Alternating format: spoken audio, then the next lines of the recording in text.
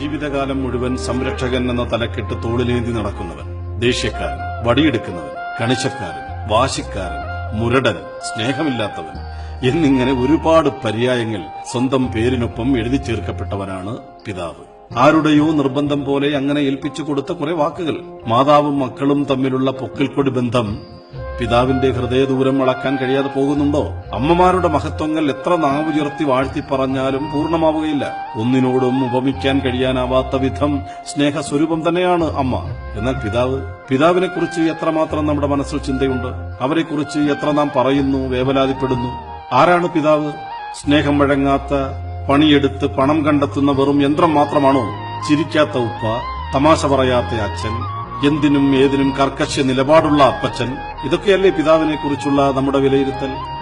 ഉപ്പ നനഞ്ഞ മഴയാണ് എന്റെ ഇന്നത്തെ കുളിര്, അച്ഛൻ കൊണ്ട വെയിലാണ് എന്റെ ഇന്നത്തെ തണൽ, അച്ഛന്റെ വിയർപ്പാണ് എന്റെ ശരീരത്തിലെ ആരോഗ്യം, അവരുടെ ദേഷ്യവും വാശിയുമാണ് എന്റെ നല്ല ജീവിതം.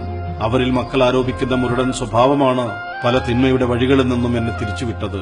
ഉപ്പ ഉറക്കമിളച്ചിരുന്നതുകൊണ്ടാ എനിക്ക് പഠിച്ചു വളരാൻ കഴിഞ്ഞത്. അതുകൊണ്ടാ എനിക്ക് ഉയർന്ന വിദ്യാഭ്യാസം നേടാനായത്. അതുകൊണ്ടാ ഞാനിന്ന് ഉയർന്ന ശമ്പളം വാങ്ങുന്നത്. അതുകൊണ്ടാ എനിക്ക് വലിയ വീട് വെക്കാനായത്. അതുകൊണ്ടാ എനിക്ക് പലതും നേടാനായത്. ആരാ ഇതൊക്കെ ഓർക്കുന്നത്? ആരാ ഇതൊക്കെ തിരിച്ചറിയുന്നത്?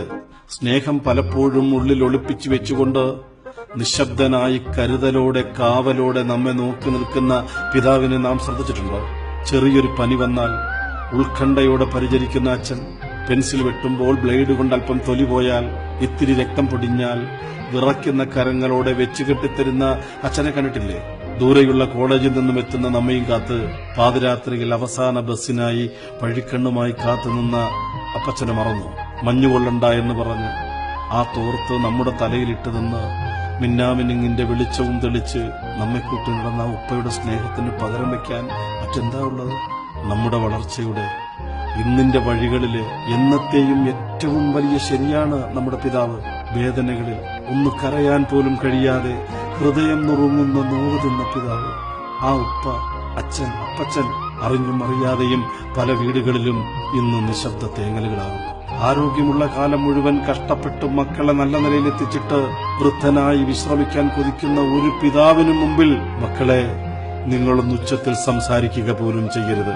അവരിന്ന് വൃദ്ധരാണ്. അവർക്കൊരുപാട് കുറവുകൾ ഉണ്ടാവാം.